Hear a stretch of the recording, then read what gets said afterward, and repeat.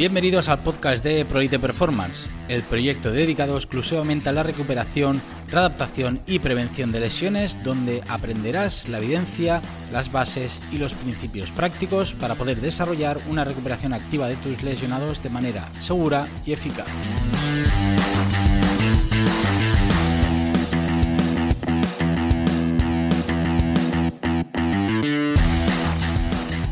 Muy buenas, bienvenidos a un nuevo capítulo de ProLite Performance Podcast, el podcast en el que hablamos de recuperación, readaptación y prevención de lesiones.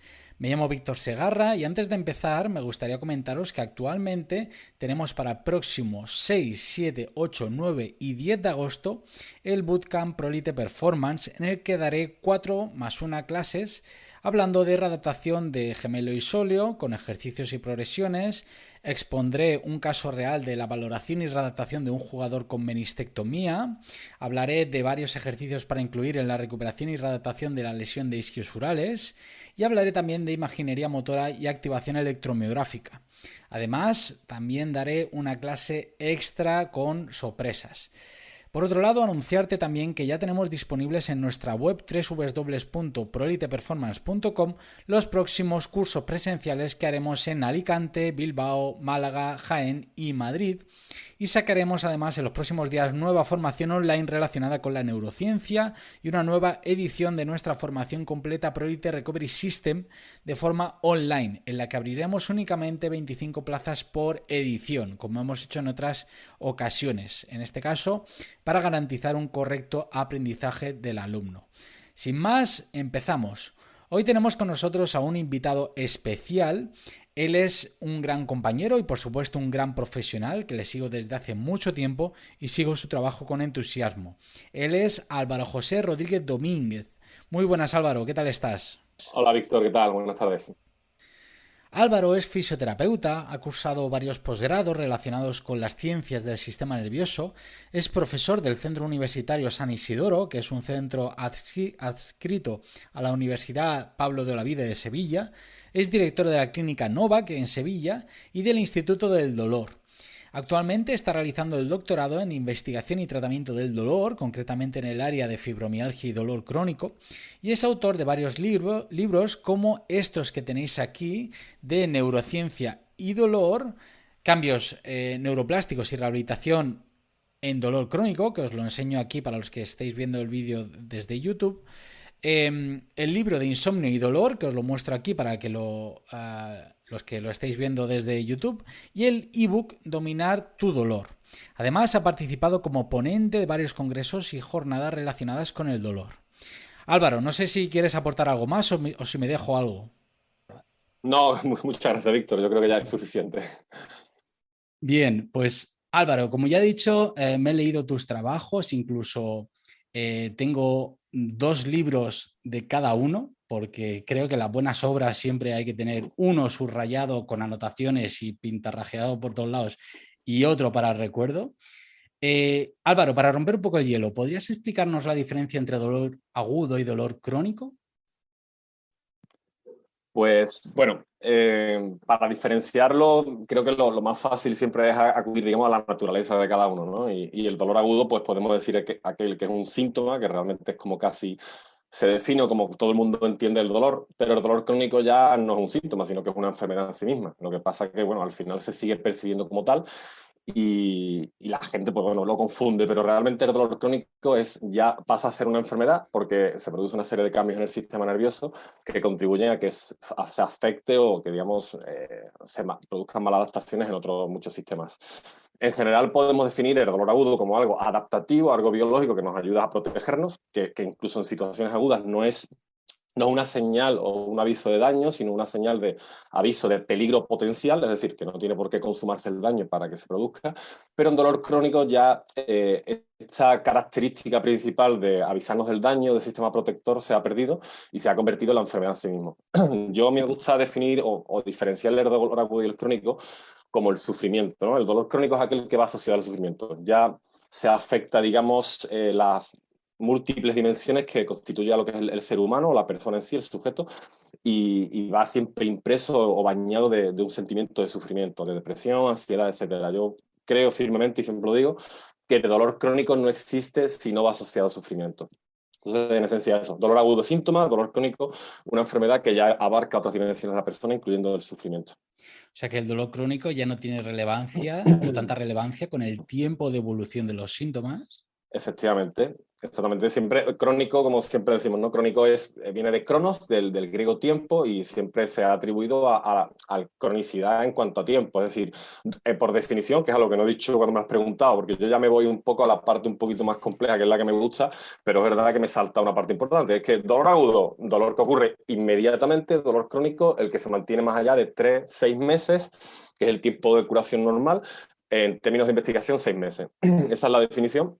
Pero a día de hoy, como entendemos la complejidad del dolor crónico, no es aquel que dura más de 3-6 meses. Podemos tener un dolor no crónico de años de evolución y podemos tener un dolor crónico en unos días. De hecho, los cambios neuroplásticos que contribuyen a lo que es el dolor crónico se empezaron a ver a los 8 o 10 días después de mantenerse el dolor en algunos estudios, concretamente de Deltaflor, ¿no?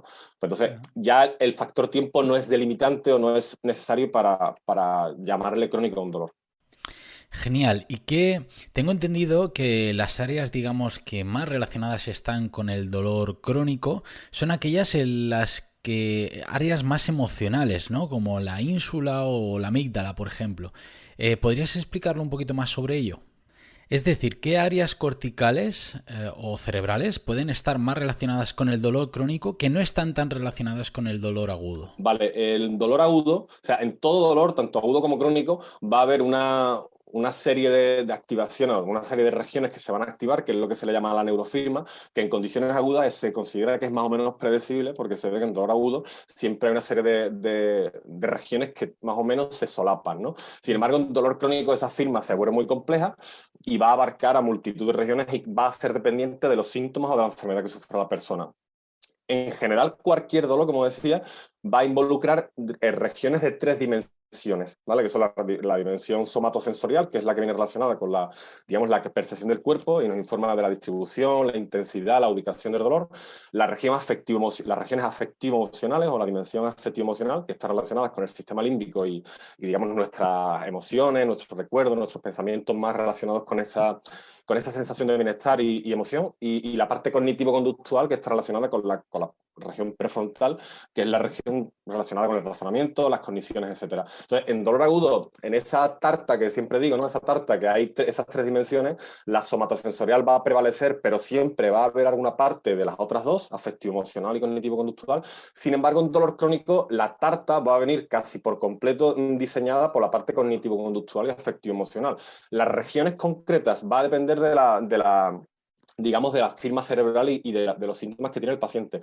Pero las regiones que con más constancia, digamos, se repiten en estas firmas de dolor crónico lumbar, dolor fantasma, fibromialgia, el SUD, etcétera, la corteza prefrontal dorsolateral, de cognitivo conductual, corteza cingulada anterior, regiones ya más somatosensoriales como el tálamo, la ínsula también, que tiene la parte anterior y posterior, Exacto. que son somatosensorial y afectivo emocional, y las regiones del tronco encefálico, son concretamente la sustancia gris periaqueductal.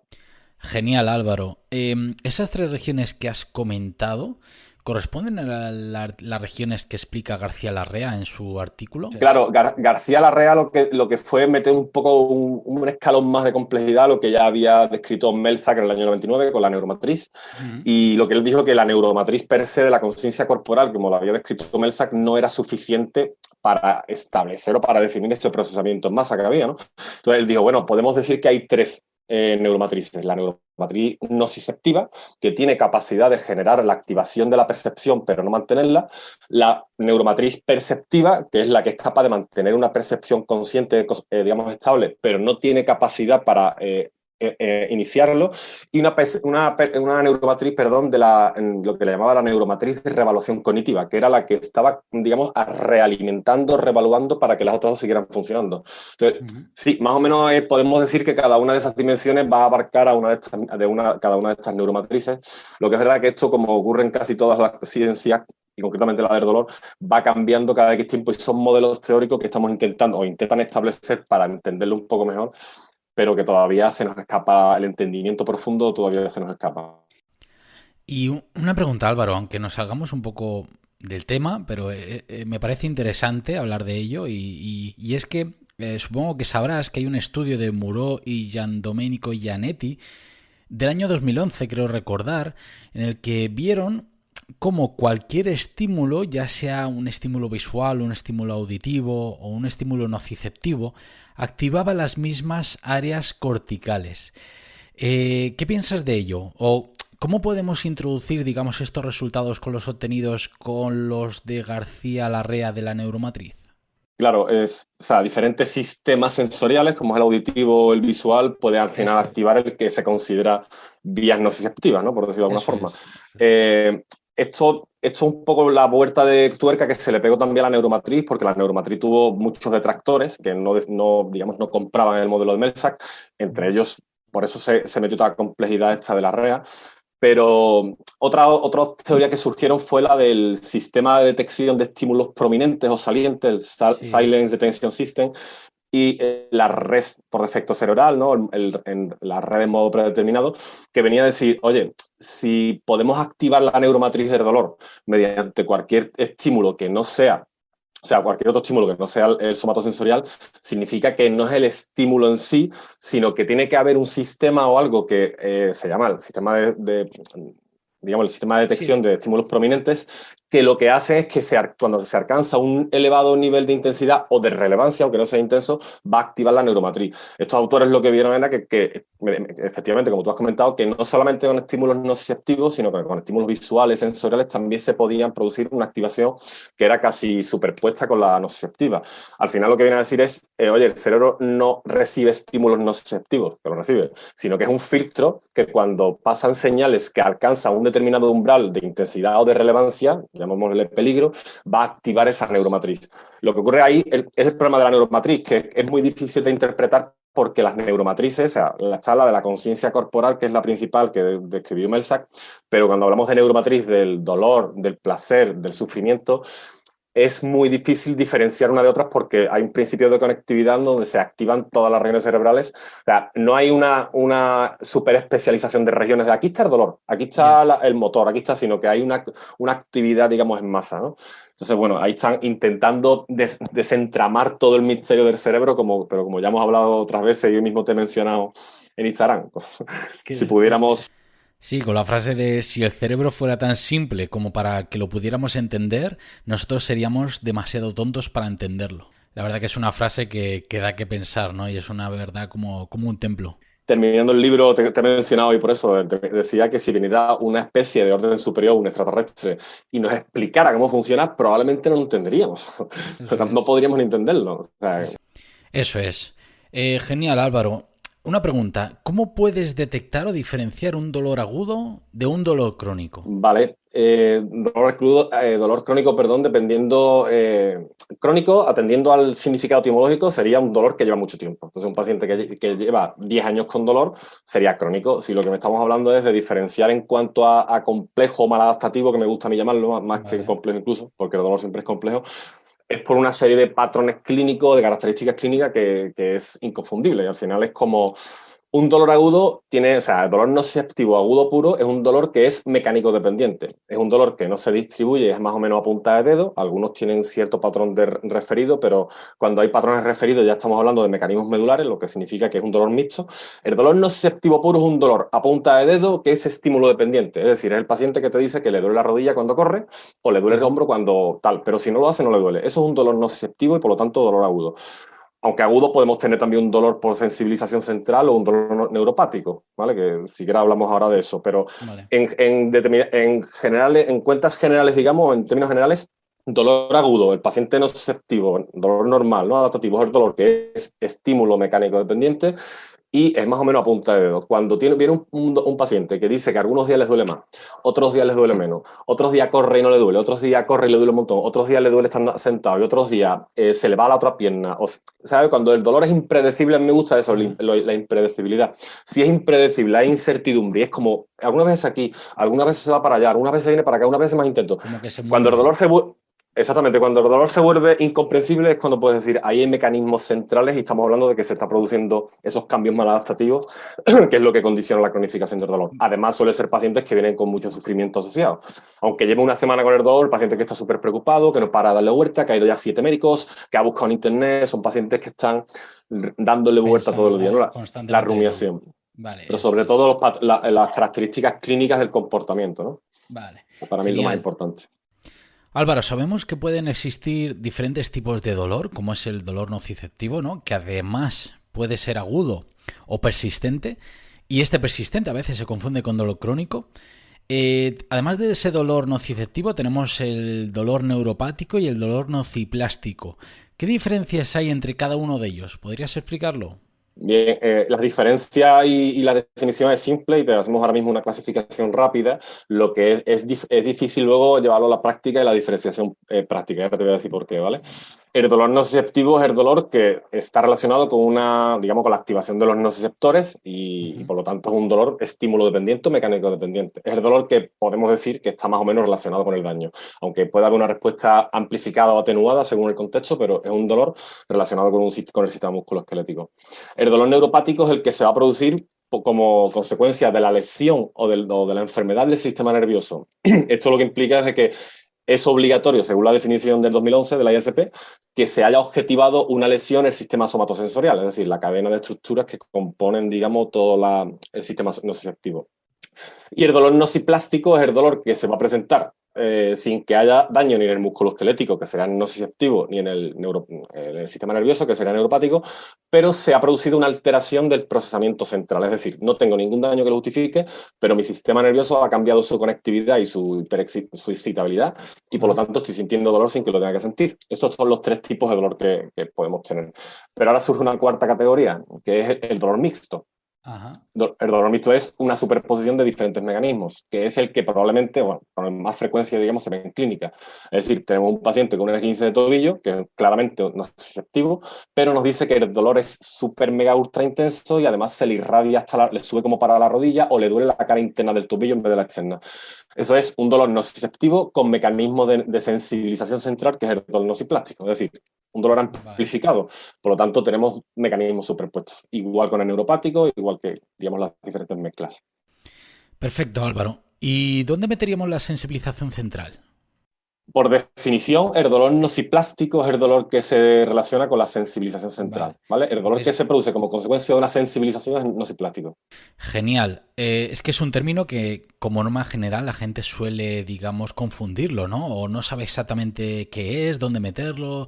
Es un término, digamos, ambiguo y la gente se tiende a confundirlo. Vale. Claro, porque se suele asociar la sensibilización central con el dolor crónico Sí. y es un error conceptual importante porque nociplástico no implica crónico. Como he dicho antes, un esguince de tobillo, ahora mismo acabo de tener un golpe en el tobillo y tengo una sensibilización central. La sensibilización se produce cuando hay una liberación excesiva de glutamato, CGRP o BDNF, o sea, Mm. diferentes sustancias que hacen que la glía produzca una activación aberrante en la médula y se produce esa hiperexcitabilidad. Es una caída de los umbrales de activación, un aumento de los campos receptivos y por lo tanto hay una hipersensibilidad, pero eso no es crónico, eso es algo adaptativo. Lo malo es cuando eso se mantiene en el tiempo.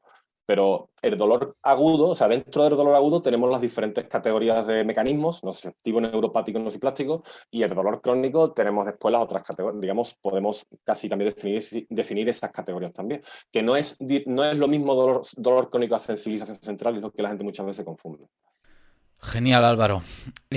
¿Cómo detectas o diferencias tú un dolor nociceptivo persistente, una sensibilización central o como estábamos hablando antes, cuando te viene un paciente, qué criterios utilizas para pensar que el paciente tiene un dolor nociceptivo, un dolor neuropático, un dolor nociplástico? ¿Qué pistas clínicas te da?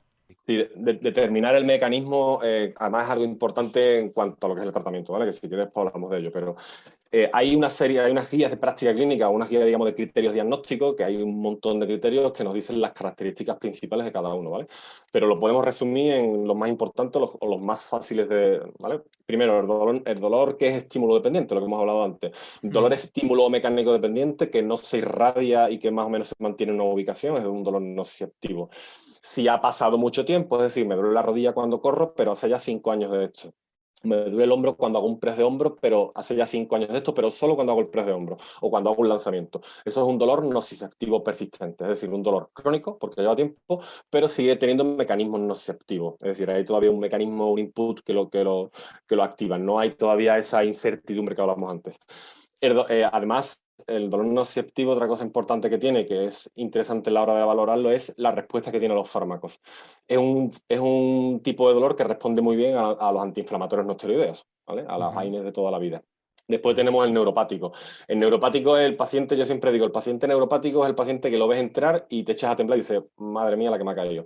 Porque es un paciente que no se puede mover, todo le da un calambre brutal, además se describe con sensación de como pinchazos, como calambres, como ardor, como tal. Esto es algo que confunde con el dolor nociplástico, porque también puede ocurrir en el dolor nociplástico. Lo que el dolor nociplástico no tiene, por ejemplo, es que no empeora por la noche, como pasa con el neuropático, que tiene un carácter de predominancia nocturna. Vale. Además, tiene una respuesta a las pruebas de tensión neural, aunque la neurodinamia o las técnicas de neurodinamica, de tensión neural, no tienen una gran efectividad en el tratamiento, sí nos ayuda al diagnóstico. Pero sobre todo para mí lo más importante del neuropático es el carácter de invalidez, de impredecibilidad y de intensidad, ¿no? El paciente está sentado y da calambres, no puede apenas moverse. Y el dolor nociplástico es ese que es una intensidad muy alta, puede estar expandido por todo el cuerpo, puede saltar de un lado a otro y puede cambiar en el día dependiendo de factores psicosociales, ¿vale? Que eso tiene una fuerte relación con el estado emocional o el estado, digamos, cognitivo de la persona. El día que ha descansado mejor, el día que ha descansado peor, si está triste, si está frustrado, todo eso influye mucho al dolor, ¿vale? Más o menos eso. Bueno, Genial. y una cosa importante que no he dicho también, bueno, que no responden bien ni en neuropático ni en nociplástico, responden bien al nociceptivo, pero responden muy bien al antidepresivo y a los antiepilépticos, por ejemplo, la gabapentina, pregabalina, que son neurolépticos también. O sea, no responde bien a los AINES, pero sí que Exactamente. responde bien a este A los tipo de... antidepresivos, y además algo que es curioso porque pacientes con fibromialgia te dicen mucho eso, que no entienden por qué cuando toman antidepresivos el dolor le mejora. Y no es Ya. porque sea por la depresión, que sea también una característica o un síntoma que va asociado, sino porque los mecanismos del sistema nervioso relacionados con la depresión, la disfunción de la dopaminérgica y Ujú. serotoninérgica, están relacionadas con el dolor también. Genial, Álvaro. A ver, la verdad que los pacientes con los que yo trato no suelen ser pacientes con dolor crónico severo. Alguno he tenido, pero no es lo más común que tengo. No obstante, con mis pacientes normalmente trabajo de manera bastante activa. ¿Qué piensas del ejercicio como herramienta en este tipo de pacientes? Bueno, para mí es fundamental el ejercicio y que cualquiera que me conozca o me siga en redes o haya hablado conmigo alguna vez lo sabrá. Para mí cada vez tiene más importancia, o sea, tiene mucha importancia desde siempre, a pesar de que cuando yo salí de la carrera hace casi 10 años, el ejercicio, yo hacía ejercicio, siempre lo he hecho, pero no era la terapia de elección para mí, ¿vale? Y de hecho cuando empezó a salir toda esa avalancha de estudios de que hablaban de los ejercicios, a mí me tiraba para atrás, como, joder, la terapia manual y las cosas que me gustan. Y a día de hoy soy un hater de las terapias manuales, sobre todo porque cada vez hay más evidencia que muestra. Sí, porque cada vez hay más evidencia que muestran que digamos, las estrategias de control del dolor de forma pasiva conducen a un empeoramiento a largo plazo, porque los circuitos cerebrales relacionados con el dolor crónico están muy relacionados con las adicciones. Y perdona que lo diga así claramente, pero los pacientes de dolor crónico son adictos, ¿vale? Adictos a activar esos mecanismos, ¿vale? Pero bueno, volviendo al caso, el ejercicio para mí es una herramienta fundamental. El dolor un fenómeno multidimensional, muy complejo y requiere del abordaje por muchos aspectos. Lo más importante al final es valorar a la persona y ver cuáles son sus necesidades, pero una constante que encuentras en los pacientes de dolor crónico, de los que yo veo ahora mismo más, es que no hacen ejercicio.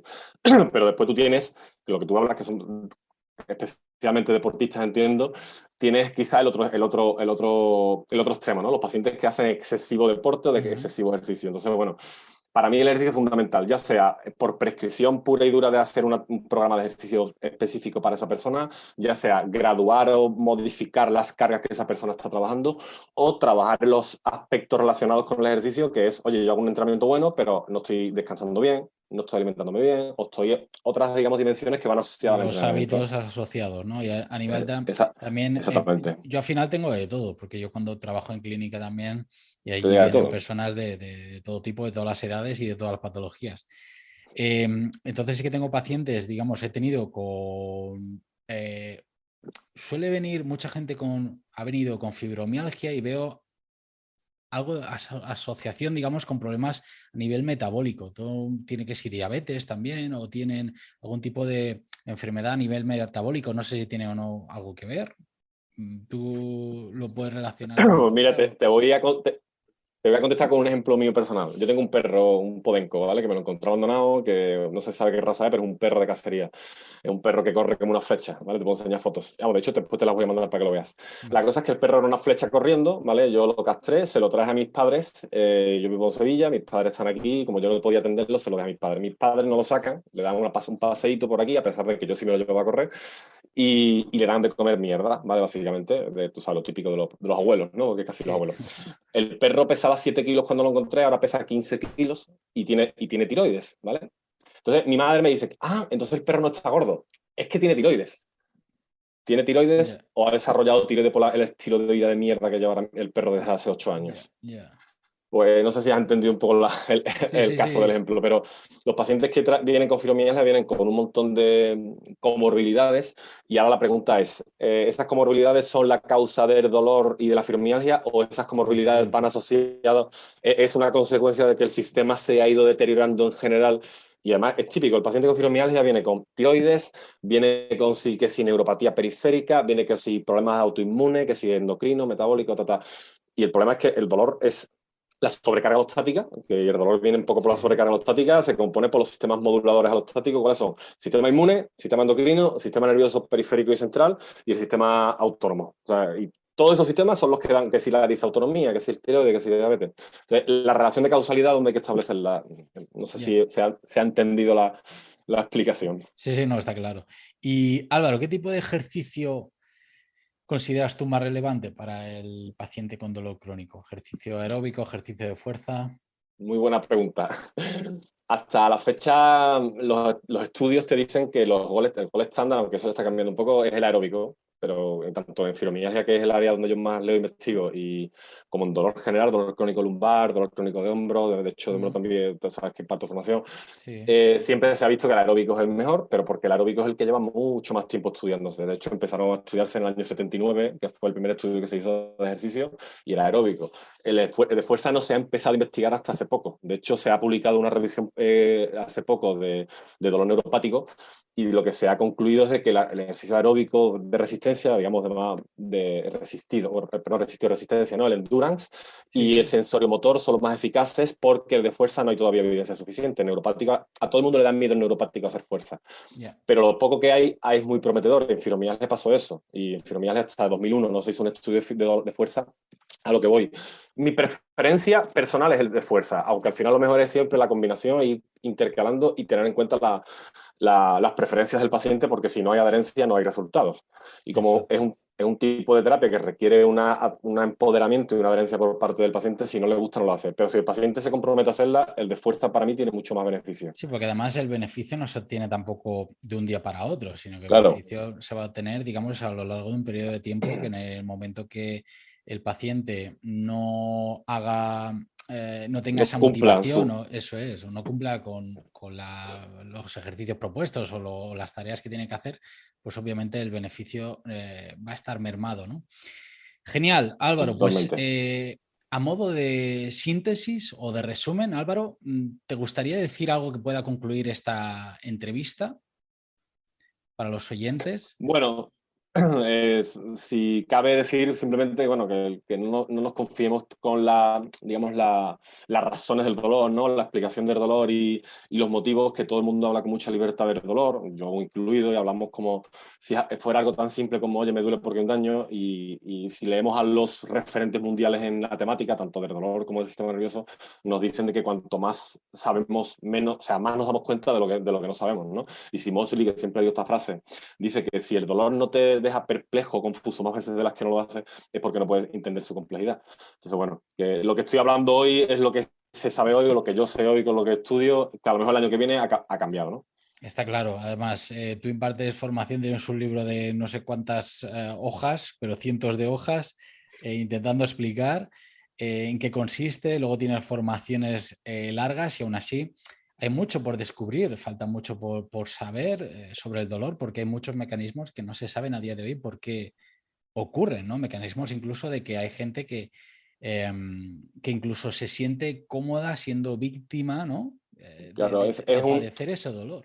Claro, es que el dolor está muy relacionado con los circuitos de recompensa y si tú consigues un alivio o un beneficio con una conducta de dolor, aunque el dolor intenta desaparecer o tenga tendencia a mejorar, los mecanismos asociados a las conductas del dolor no permiten que esos circuitos de recompensa del dolor lo eliminen, ¿no? O sea, digamos que como hacerse la víctima, digamos, en ese tipo de Sí, pacientes. pero a mí no me gusta llamarlo así porque parece que estás diciéndole al paciente que se lo está inventando, y es algo intuitivo, algo inconsciente, es un condicionamiento clásico. O sea, yo hago una asociación inconsciente entre dos eventos y me doy cuenta que cuando estoy malito, mi mujer, mi pareja, mi hijo, mi madre me hace más caso. Y es que tú no eres consciente de ello, pero esos circuitos de recompensa contribuyen a crear redes neuronales que activan la neuromatriz. Y además hay un ejemplo que a mí me gusta mucho con esta complejidad y es que tenemos órganos sensoriales para todo y que tú puedes quitarte los ojos o el corte visual o quitarte el lóbulo temporal o el oído y vas a dejar de oír, vas a dejar de ver. Pero si el dolor es otra sensación más, otro estímulo más como la vista, digamos, ¿no? El oído, ¿qué región tienes que quitar para que te deje de doler? Porque no hay regiones del cerebro ni de tu cuerpo que la quites y va a dejar de doler. De hecho, si la quitas, aumenta el dolor, como produce el dolor fantasma o los síndromes talámicos. O sea, que el dolor no es ni un síntoma tan simple, o sea, ni una percepción tan simple como la vista, simple dentro de lo que cabe, ¿no? Ni es tampoco una enfermedad como tal, porque no tenemos sistemas que nos protejan de las enfermedades. Es decir, tú no tienes un sistema que te proteja del Parkinson o de la esclerosis múltiple, pero sí tienes un sistema que inhibe el dolor, que de hecho el problema surge cuando el sistema deja de funcionar. Es decir, que es algo muy complejo y que vamos a terminar la charla diciendo sé menos de lo que sabía al principio, Sí, pero creo que sí, eso porque además es algo positivo. los sistemas o los mecanismos de inhibición descendente muchas veces en pacientes con dolor crónico es que no trabajan correctamente, ¿verdad? Claro, de hecho esa es la piedra fundamental del problema, que el paciente con dolor crónico, esos mecanismos de inhibición dejan de funcionar. Se une a toda esa masa de complejidad cerebral en donde están fallando un montón de circuitos, pero si esos circuitos no fallan es donde el dolor persiste. Entonces, tenemos un sistema que nos protege de algo y que deja de funcionar, ¿no? Yeah. Pero bueno, muy Genial. complejo. Demasiado complejo, pero bueno, Sí. tiempo al tiempo, investigaciones y personas, pues bueno, como tú, que están ahí al tanto y que están investigando sobre ello para intentar dar luz a todo este entramado tan complejo como es el dolor, pues bueno, esperemos que en un futuro no muy lejano, pues podamos ver todos esos resultados y entender mucho mejor el dolor. Sin más, Álvaro, muchísimas gracias por estar aquí. Es un A ti, privilegio tenerte aquí. Es un privilegio tenerte aquí con nosotros. Que sepas que te admiro mucho tu trabajo, me alegra mucho que sigas a este nivel. Para los oyentes, que sepáis también que si queréis saber los cursos que imparte Álvaro, podéis ver en Alicante con Radata Formación, que yo estaré presente allí primero para escucharte. También tiene formación en Asturias, Almería, Sevilla y Jerez. Y bueno, si queréis más información podéis preguntarle por redes. Álvaro, muchas gracias por brindarnos esta magnífica entrevista y por compartir tu tiempo y conocimiento con nosotros. Ha sido un verdadero placer poder compartir esta charla contigo. nada, Víctor, muchas gracias a ti, un placer siempre y lo que necesites para mí, vamos, un placer y un honor compartir contigo y colaborar. Muchas gracias. Y a vosotros deciros que muchas gracias por estar al otro lado escuchando esta charla. Nos escuchamos y vemos en siguientes capítulos. Un saludo a todos.